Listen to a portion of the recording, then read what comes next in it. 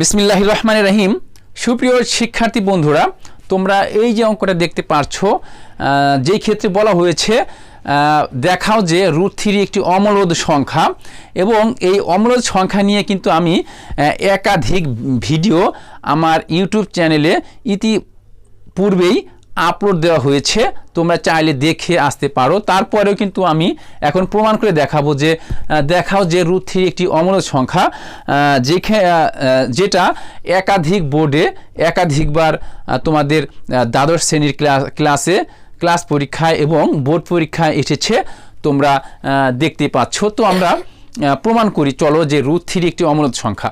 তো আমরা অমূলদ সংখ্যার সংজ্ঞা কিন্তু আমরা জানি, যে সংখ্যাকে p/q আকারে প্রকাশ করা যায় না তাকে অমূলদ সংখ্যা বলে। তো আমরা লিখব যে ধরি √3 একটি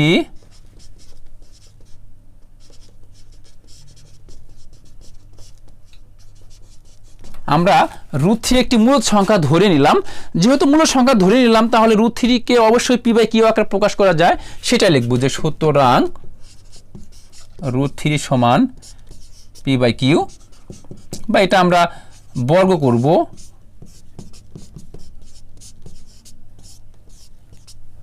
বা 3 সমান p²/q²।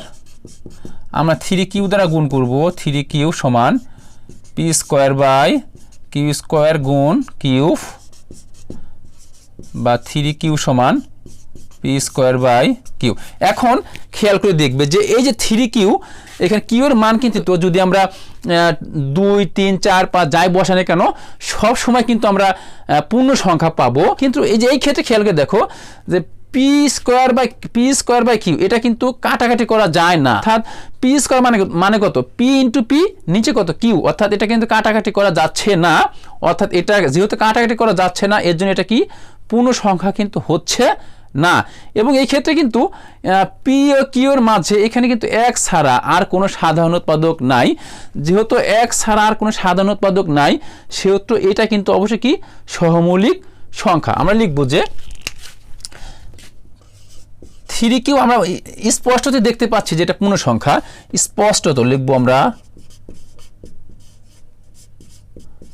স্পষ্টত পূর্ণ সংখ্যা। এবং এটা দেখো যে p² ও q এর মাঝে 1 ব্যতীত আর কোনো সাধারণ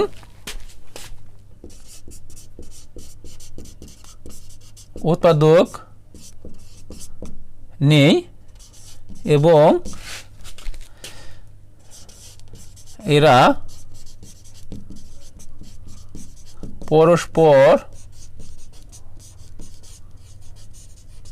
সহমৌলিক। যেহেতু এরা 1 ব্যতীত, এখানে শুধু কিছু নাই মানে দেখো 1 আছে, এখানে কি এর সাথে কিছু নাই মানে 1 আছে, যেহেতু 1 ছাড়া আর কোনো সাধারণ উৎপাদক নাই, এর জন্য এটা কি সহমৌলিক সংখ্যা, অর্থাৎ পূর্ণ সংখ্যা না। যেহেতু 3q পূর্ণ সংখ্যা এবং p²q কিন্তু পূর্ণ সংখ্যা না, সহমৌলিক, এর জন্য এই দুটা কি হতে পারে না, সমান হতে পারে না। লিখব যে সুতরাং 3q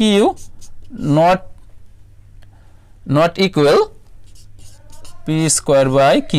যেহেতু আমরা কিন্তু ধরেছিলাম যে √3 সমান p/q, অর্থাৎ মূলদ সংখ্যা, যেহেতু তাহলে এটা যেহেতু সমান হলো না, এর জন্য √3 কিন্তু মূলদ সংখ্যা হলো না। যেহেতু √3 মূলদ সংখ্যা হলো না, তাহলে অবশ্যই কিন্তু √3 কি অমূলদ সংখ্যা। সুতরাং √3 একটি অমূলদ সংখ্যা